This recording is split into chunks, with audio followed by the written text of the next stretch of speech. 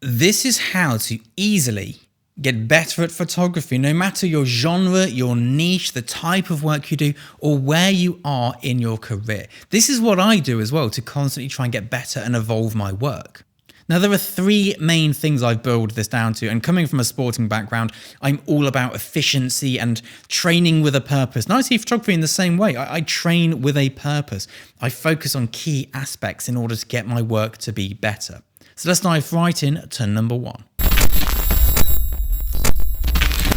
Now, this is very simple, and it's something almost all of us can do, and it is one thing at a time.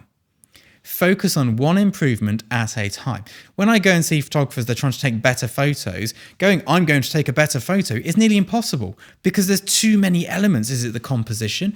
Is it the way you set your camera up? Is it the lighting? Is it the post-production? What is it in here that's going to make it better? Choose one thing. And let me give you an example because I'm working on something at the moment. I am working on using distortion in images. That's something I'm really focusing on. I'm focusing on distortion, not the settings, not the lighting, not any of this stuff. We keep it all the same. I'm just focusing on bringing distortion into my images with a sort of playful characteristic to it. That is really what I'm working on today, right now. How can I do that? Now, I could say I'm working on getting better drinks photos, but that's so hard to quantify. As I've said, there's too many elements, but focusing on this one thing, very easy. It might be that you're focusing on just going, oh, do you know what? I want to focus on really mastering my 35mm prime for documentary work at the moment. I'm going to shoot nothing but 35mm, and I'm going to be focusing on that composition and storytelling narrative. It doesn't have to be as sort of like off ball and like focus on one thing. It can be focused on a technique. I'm going to really focus on using flash for every shot I do this month. I'm going to use on-camera flash for everything because a lot of people shy away from on-camera flash because off-camera flash is more technical, so they think it's better. But really, in trend at the moment, if you look at any fashion magazine, they're using on-camera flash. So read into that what you will. But these things are important. So one thing at a time, which brings us through to point number two. Whenever you're shooting something, shoot a story or a project, not an image. Anybody can take a single good image. One good photo is easy. Everybody has it. What we need in our career, in our profession as commercial photographers, is a selection of images around a narrative, a story, or a theme. We always shoot a project. And this allows a few things. It allows us to really understand the subject. Maybe we shoot the same thing in 3 different angles. Maybe we shoot it in different ways. Maybe we add movement, remove movement. Maybe it's a story about the effervescence and spritz of a drink. Maybe it's a story of condensation on a glass. Whatever the story may be, or the narrative, shooting in this way is key. 1, for learning, because again, you get to really understand the subject. But 2, and this is a bonus one here, when you're doing a big job, someone will ask for what is called a treatment. So in the commercial world, it works like this. The ad agency gives you a deck, which is kind of your brief, and you have to visually answer that with a treatment. And the treatment is a little book you make, you hand back to them and go, yes, I see your deck, here is my treatment. And having one photo on that brief which matches it is not ideal.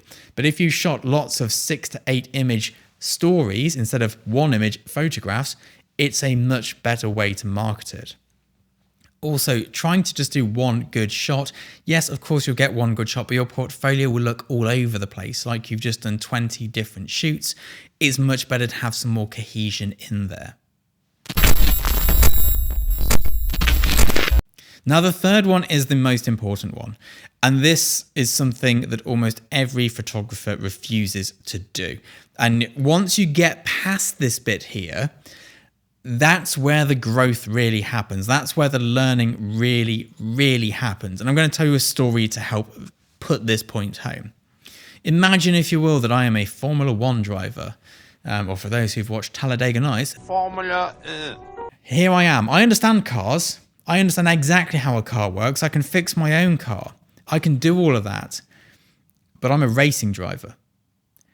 I am focused on physics. I am focused on my fitness, my body weight. I am focused on understanding the timings of braking and acceleration, the racing line, and how I can get more force down on my car. I understand that. I know how a car works. Flip this to being a photographer. I know how camera, I know how flash works. I understand all of that. But what I'm doing is creating. I'm creating an image. Yes, I know how it functionally works, but over here I am creating. And you can change this for almost anything. We are not technicians. In order for us to be great photographers, we have to read outside of photography. We have to consume outside of photography. I don't watch many photography YouTube channels because most of them tell me things about the techie side of stuff. It's no use to me. I watch a lot of other stuff though. I don't read many camera books because they just tell me how the camera works.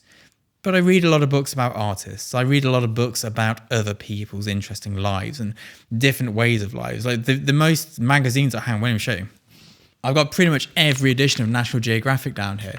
Not because it's about cameras, but because it has great photography on it. And also, beyond it having great photography, it has interesting photographs of things I've not seen. You must read around the subject of photography to be good in it. If all I learnt was photography, my work would not look like it does. My work is inspired by lots of different art forms, and it's also inspired by my day-to-day observations. If you're sat there reading photo forums, if you're learning camera techniques, yes, that's great. That is the beginning. Once you get to a medium level is when you leave photography behind and you realize it is just the tool that you use to create your work. And of course, some photographers are technical photographers. You work in a museum, you're doing duplication work, copy work. That is purely technical stuff. But if you want to be a creative photographer who works commercially and shoots adverts, they want an artist, they want a creative, and you need to be that person. You need to be in there doing that work. The moment you know you're heading in the right direction is when you stop reading about photography and you start reading about the creative process. You start reading about art. That is when you're like, yes, we're now at a point where we're making progress. We've learned how to ride the bike. We've taken the stabilizers off. Now we're going off to explore. I hope it's been of use to you. I'll see you all soon.